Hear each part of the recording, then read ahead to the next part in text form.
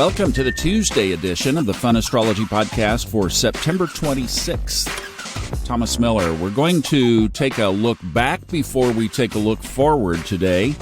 Thought we would go back to Saturday's business that we didn't get to and look at the chart, the origination chart for the September equinox. Before we do that, Sarah Wakeman has put the coffee mugs on sale in our little store, so if you would like to pick one of those up for a holiday gift, you got a couple of bucks off. Good price on them now. I think the favorite everyone loves is Level Up, just because it's such a cool cup, but also there's What If Up, Enjoy the Journey, several other things there. Catch some podcast slogans and support us for what we're doing around here. Every little bit helps, obviously. And we got the URL pretty easy, too. It's spiritualdesigns11.etsy.com. So thanks for supporting us with that and the audiobooks. I appreciate it very much. So does Sarah. And if you didn't catch the Steve Forrest interview on Sunday, it's a good one. Now, one thing in the sky, and we're going to talk about Pisces here in a second. The moon enters Pisces this evening, not until late tonight, 8:20 p.m., but the thing today is the long, almost 12-hour void of course. Permission granted. Pull the covers back up. We'll see you tomorrow. That void of course starts at 8:38 this morning. These times are Eastern. Other than that, everything else today, and it is a pretty good load of lunar aspects as it is leaving Aquarius. Now, if you have a Honeycomb Collective Almanac, you'll notice something interesting here today. So notice that today we have the waxing gibbous moon, the last lunar phase before the full moon on Friday. You will notice that the last lunar aspect before the void of course in the Honeycomb Collective is listed as a square with Uranus at 8:38 this morning Eastern Time. Now that will vary a little bit in your almanac. But then notice at 12:17 p.m. there's a sextile between the moon and the north node of the moon, which is in Aries. Now, I've been working on narrating the audiobook for Book of the Moon by Stephen Forrest. In the early chapters, he sets up the astronomy behind the lunar phases. So this is just a little tidbit of what's going on today up there. So the nodes of the moon are the 2 points of intersection of the lunar orbit around the Earth, where it intersects the orbital plane of the Earth around the sun. If you're not familiar with that, I've always said a Google image is worth 1,000 words. Just search it up, you'll see it, and then it'll go, yes, I get it. So because Friday is the full moon, the moon is moving away from or on the backside of the Earth from the sun. You see that depicted on the astrology chart because a full moon is the moon on the other side opposite the sun. So Honeycomb doesn't count that as part of the void of course, obviously. Reason is because it's hitting its own orbital path is basically what that is. But then on Saturday, the day after the full moon, the moon will conjoin the north node in Aries. So there's the sextile, 60 degrees today on Tuesday, the conjunction on Saturday, and today is the waxing gibbous moon. I don't know if it was easy to hold a mental image of that. If it wasn't, sorry, but it is kind of interesting when it happens.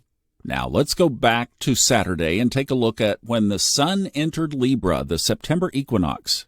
Now, some of what we'll do with this lighter week is we'll move in toward the eclipses, some of the other aspects in the sky, and one of those will come up today. And as you've been seeing and hearing on social media particularly, some of them have challenging characteristics if you go to the shadow side. So as we do this, we'll look at both sides of the coin. Then it's up to us to create how we're going to experience things. That's what we talked about Sunday night. If you didn't see our Level Up, it's on Facebook and YouTube. The replay is available. And we talked about creating our own reality, even among what's challenging around us. So let's see what this chart indicates for the fourth quadrant of 2023. First of all, the sun is at the end of the second house of money and possessions. And it is opposite Neptune in Pisces. It's 4 degrees orb, so that's a pretty tight opposition. And right there, you could stop and just think about all of the money issues that are going on around the world. And you think about Neptune. Which side of that coin are we seeing? The lies and deceptions, or might some truths be revealed? And under that aspect, so this sets the stage. This is the natal chart for the next 3 months, right? October, November, December. till we hit the December solstice. This is the governing natal chart, at least from the sun's perspective. So if you were concerned about things going on right now, would it be wrong to say an evening prayer? Now I lay me down to sleep. I pray the truth will come out under Sun-Neptune opposition. I don't think that's such a bad idea. In other words, just take a little piece of your spiritual practice and apply it to the positive side of this aspect. And just say, if it's possible, during this equinox season, could the mask come off of some of this deception that is so prevalent around us?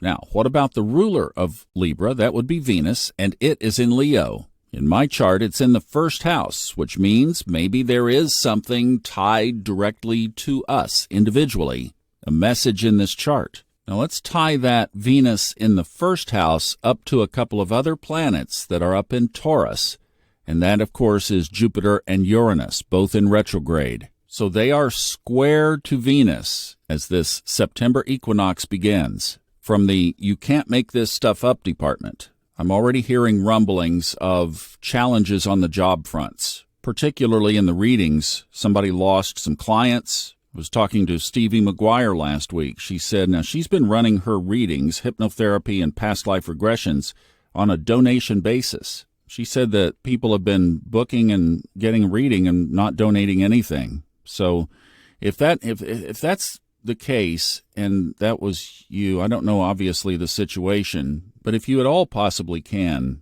I'd just ask you to circle back on that and see what you can dig up and send her something, because here we go. She's relying on this for her job, income, 10th house, square to Venus. These are real situations. Let me add this, too, for those doing spiritual work, and this is something that I've kind of pivoted on during the readings and listening to this and putting all of this together. And then I've got a couple of things still in the chart that we'll carry to tomorrow. But if you are thinking about leaving gainful employment, and obviously each one of these situations has to be considered case by case, but if you're thinking about leaving a job in order to do spiritual work, you might wait until the coast is a little more clear to do that. And obviously, case by case, your situation might warrant doing something like that, but we have to also acknowledge that there are these challenges that we are working through now over this next little period. Thank you guys so much. We're going to look at another aspect that is also affecting things financially. We'll look at that and a couple of other things from the equinox chart tomorrow. Have a great day. Bye-bye.